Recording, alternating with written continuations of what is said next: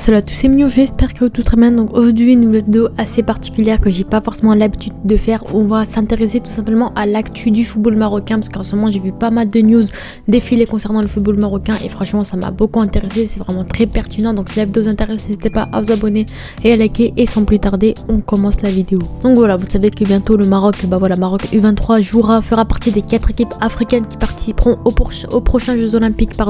Donc franchement ça peut être intéressant encore une fois de s'intéresser à quel joueur pourrait participer, quel joueur de plus de 23 ans. Vous connaissez la règle, il y a 3 joueurs de plus de 23 ans qui pourront jouer avec n'importe quelle équipe dans ces Jeux Olympiques. Donc clairement il y a 3 joueurs marocains de plus de 23 ans qui pourront jouer. On a récemment appris quelques nouvelles par rapport à de grands joueurs qui pourraient également avoir l'accord de leur club pour participer à ces Jeux Olympiques. Ensuite on va voir quelques news à part de transferts et de rumeurs, pourquoi pas, on va donner notre avis tout simplement. Donc on va un petit peu de loin, j'en ai déjà fait une vidéo d'ailleurs donc je vais pas revenir dessus précisément, mais en tout cas on voit un peu une liste de base qui pourrait être intéressante pour l'équipe du Maroc. On sait qu'ils sont vraiment un grand avenir avec des Laziri, des Aznou, des Amraoui, franchement des Boukamir également qui est intéressant, des Targaline, des Nasso, des Abdé. Franchement il y a pas mal de joueurs intéressants, de jeunes joueurs, de jeunes cracks marocains également qui pourront disputer ces prochains Jeux Olympiques avec l'équipe du Maroc. Donc de ce côté là il n'y a aucun débat, franchement il n'y a pas de quoi se faire, il y a pas mal de grands joueurs intéressants qui pourraient être intéressés, et derrière il y a d'autres joueurs également qui pourraient disputer avec l'équipe du Maroc, comme par exemple des Oliès Ben Seguir. On a récemment appris que l'AS Monaco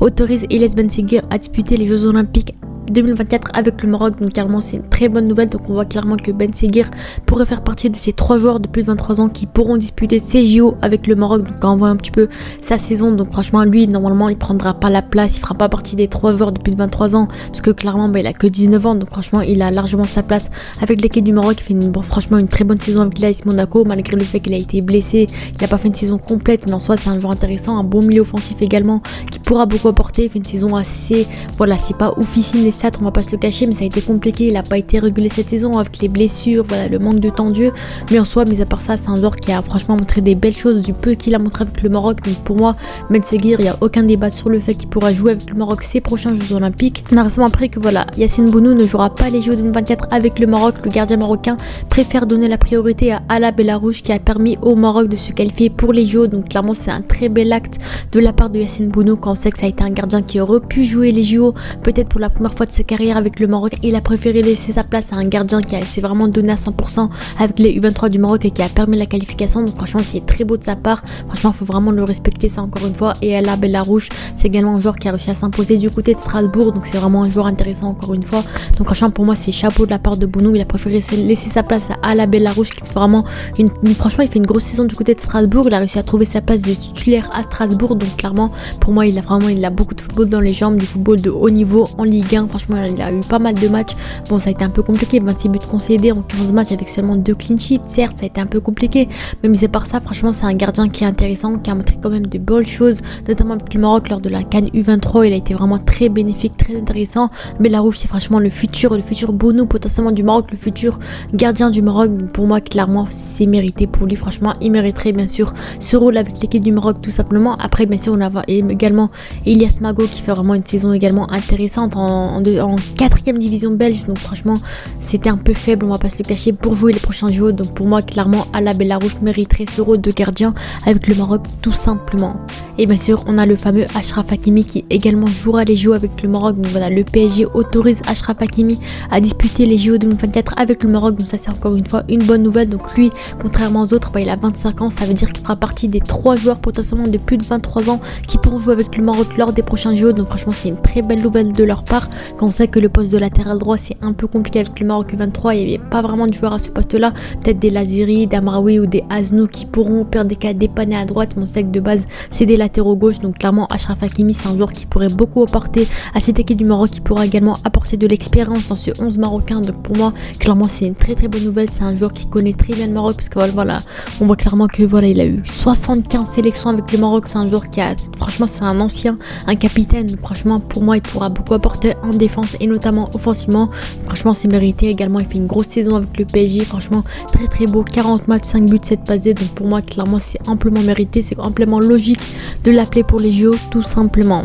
Et maintenant on va venir un petit peu sur les rumeurs. Donc pour l'instant le premier joueur qu'on connaît également Pour les JO, bah franchement c'est Achraf Hakimi. Pour moi, je sélectionnerai également potentiellement d'autres joueurs de plus de 23 ans à chacun des postes potentiellement au milieu de terrain et en attaque. Donc pour moi, peut-être que j'appellerai des Hakim Ziyech qui peut être intéressant, qui a été intéressant avec Galatasaray, qui a réussi à se relancer. C'est un bon ailier également intéressant qui peut dépanner en tant que milieu offensif. Pour moi, Hakimi c'est également Hakim Ziyech encore une fois, bah voilà, 60 matchs, c'est comme Hakimi, franchement c'est un ancien du Maroc. Pour moi également, il pourrait mériter ce rôle, bien entendu. Après, bien sûr, au pire des cas, on a Brahim Diaz également qui pourrait disputer des matchs avec le Maroc. Après, pour moi, ça m'étonnerait qu'ils préfèrent sélectionner 2 attaquants plutôt qu'un milieu de terrain ou un joueur à chaque poste. Ça m'étonnerait un petit peu, mais pour moi, franchement, Brahim Diaz et Hakim Ziyech pourraient être des joueurs qui pourraient prétendre également à ce rôle de joueurs de plus de 23 ans qui pourraient disputer les JO avec le Maroc. Également, Brahim Diaz fait vraiment une grosse saison du côté du Real Madrid. Donc voilà, 44 matchs, 12 buts, 9 passes D. Et encore, il est pas souvent titulaire. Donc pour moi, franchement, c'est très propre de sa part. Et j'espère pour lui qu'il disputera les JO tout simplement. Après, certains penseraient à Amrabat également. C'est un capitaine du Maroc qui pourrait également apporter son expérience au milieu de terrain. Mais pour moi, clairement, les postes qui pourraient également manquer au Maroc, c'est peut-être l'attaque et la défense qui restent quand même très bons quand même. Mais franchement, un petit peu qui manque d'expérience, on va dire. Parce qu'au milieu de terrain, clairement, il y a pas mal de grands joueurs comme des Bouchouari, voilà, des Targaline, des Keshta. Il y a pas mal de joueurs comme ça. Donc pour moi, franchement, le milieu de terrain, il n'y a rien à craindre. Donc voilà, à voir au pire des cas. Mais en tout cas, pour moi, Hakim Ziyech, Brahim Diaz et Hakimi, ça peut être vraiment très intéressant, tout simplement. On passe maintenant aux rumeurs et comme quoi, voilà, Shadji Red va signer à Crystal Palace en première ligue. Donc voilà, d'après Fabrizio Romano, donc c'est quasi officiel. Donc franchement, pour moi, c'est une très très bonne nouvelle. Encore une fois, Shadji Red qui sort d'une très bonne saison du côté du Real Betis en Liga. Donc on sait qu'il avait quitté le Barça parce qu'il n'y avait pas de temps de jeu, c'était compliqué. Il a fait le meilleur choix possible en allant au Real Betis et clairement au Betis, franchement, il a fait beaucoup de matchs, 30 matchs cette saison. Donc franchement, c'est un joueur qui a vraiment une saison confirmée cette saison. Et là, bah, il va quitter le club pour Crystal Palace. Donc pour moi, c'est un très très bon choix. Encore une fois, c'est pas un grand club, c'est pas une grande étape d'un coup pour lui. Encore une fois, il va connaître le meilleur championnat au monde, bien sûr, la première ligue. Donc pour moi, ça peut être intéressant. Encore une fois, donc quand on voit un petit peu Crystal Palace, bah, en défense centrale, c'est un peu compliqué. Il y a pas mal de joueurs qui pourraient retourner en prêt. Il y a des joueurs comme ça qui sont pas vraiment intéressants, des joueurs qui n'ont pas confirmé. La défense cette saison, ça a été un peu compliqué. Encore une fois, voilà, il sera aux côtés de Joachim Andersen qui peut être intéressant, des Marc Gueye également en attaque. Bah voilà, il y a pas mal de joueurs intéressants comme des Mateta, Edouard, Olysée, même si je pense qu'il va quitter le club, des Eze, voilà, pas mal de joueurs intéressants dans l'effectif. Donc pour moi, franchement, Crystal Palace, ça peut être un club qui pourra vraiment évoluer encore une fois et connaître le meilleur championnat au monde sans faire de grands pas d'un coup, voilà, pour moi clairement c'est un bon choix de sa part pour pas cher en plus le transfert. Donc franchement, pour moi c'est qu'une bonne chose pour lui tout simplement. Et bien sûr, bah voilà, on a récemment appris que Ismail Saibari est surveillé par le PSG et d'autres clubs comme Lyon et Dortmund. Donc pour moi, franchement, encore une fois, c'est mérité. C'est un joueur qui sort d'une grosse saison du côté du PSV. Il a 23 ans également. Donc franchement, très très beau de sa part. C'est un milieu offensif, ailier, milieu central, polyvalent, on va dire. C'est un joueur intéressant qui pour moi devrait passer à l'étape supérieure. Encore une fois, il a vraiment été impressionnant du côté franchement des Pays-Bas. Donc franchement, pour moi, c'est amplement mérité. Même il me semble qu'il a remporté l'Eredivisie, le championnat des Pays-Bas. Donc franchement, c'est mérité de sa part. Donc encore une fois, une grosse saison, 31 matchs, 8 buts, 5 passés. Donc pour moi, c'est encore une fois mérité pour lui. Après avoir peut-être le PSG, c'est peut-être un trop grand pas parce qu'il y a beaucoup de concurrence à ce poste-là, des Xavi Simons, Dembélé, etc.